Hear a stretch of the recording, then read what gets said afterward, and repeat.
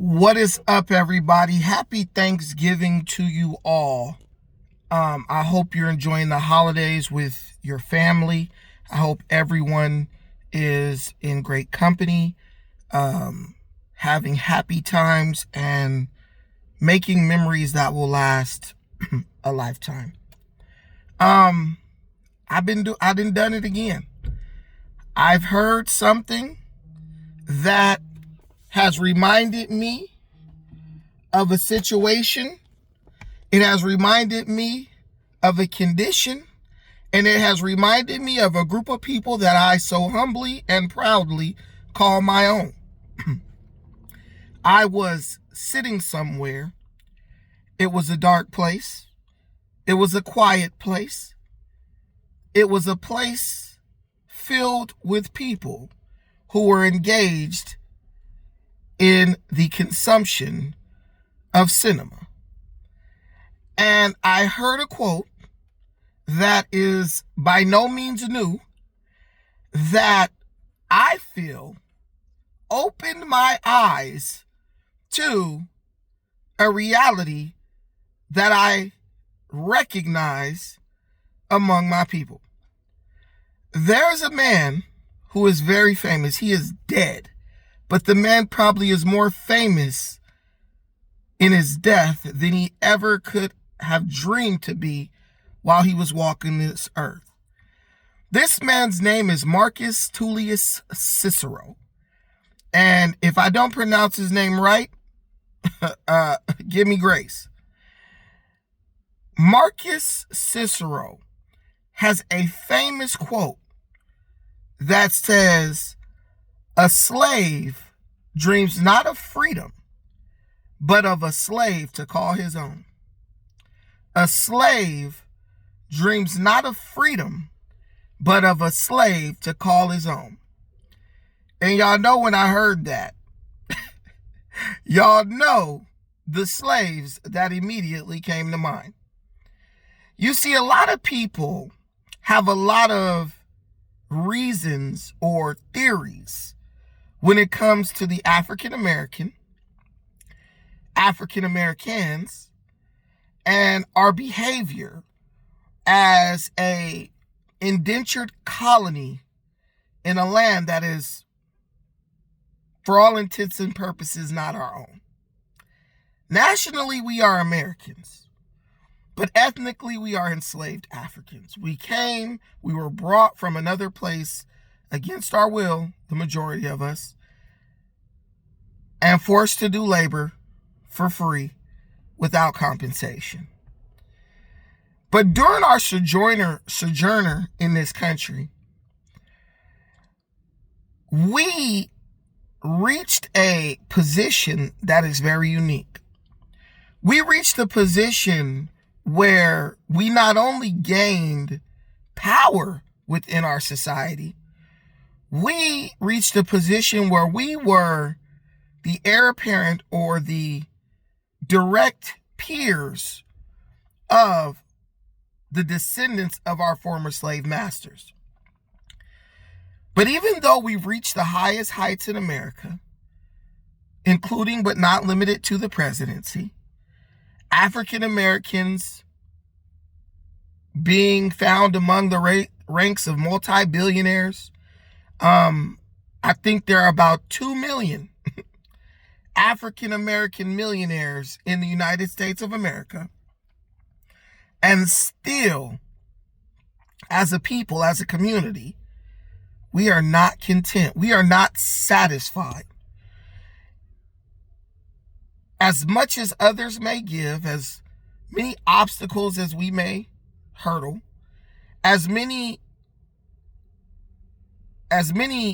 spaces as we may gain access to, we are not satisfied. It's to the point where other groups of people in this country, I feel, are starting to truly resent us.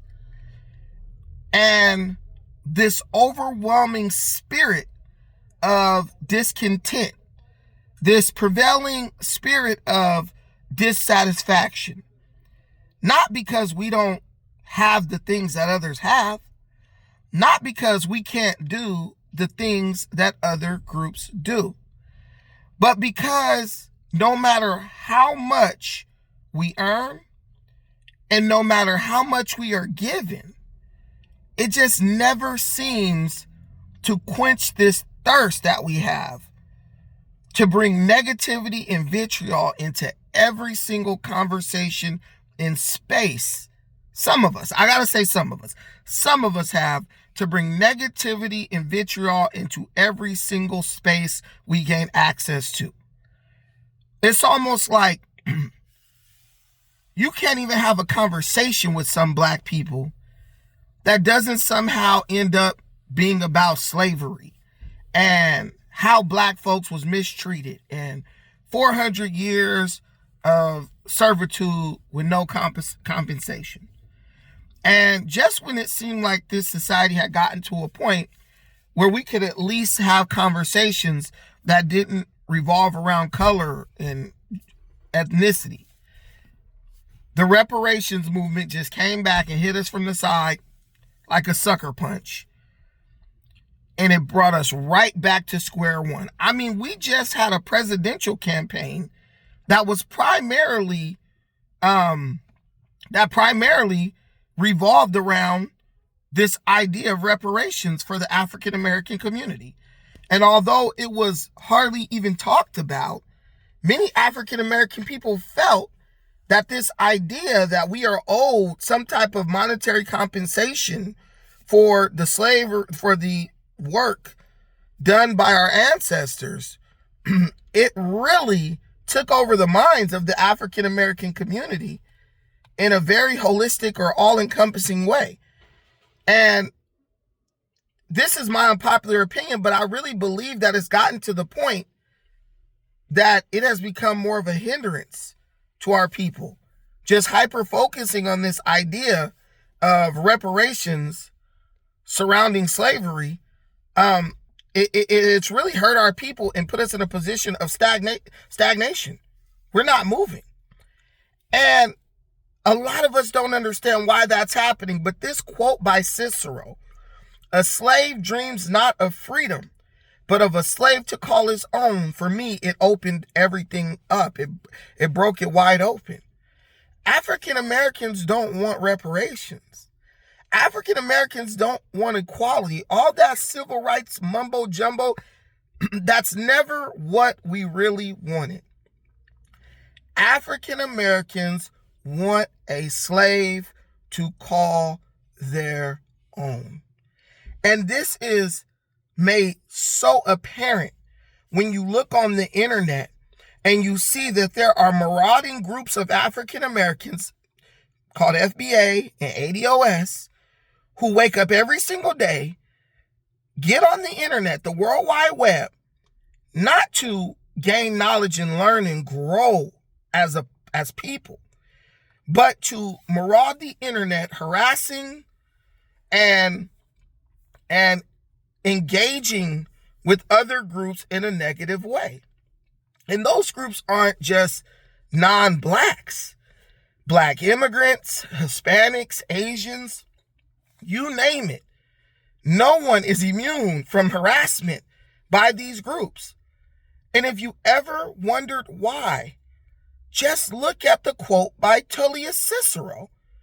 These African Americans, me being one of them, there are those among us who want nothing more than to find another group of people to subjugate in the way that we were subjugated.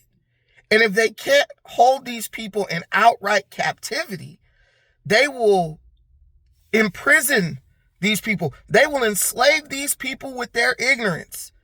They will enslave these people with their ignorance. Basically saying, look, if you don't give us something to make us feel like we're bigger and better and greater than everyone else or somebody else, we're going to make this country unlivable. We're going to raise our children to be deviants.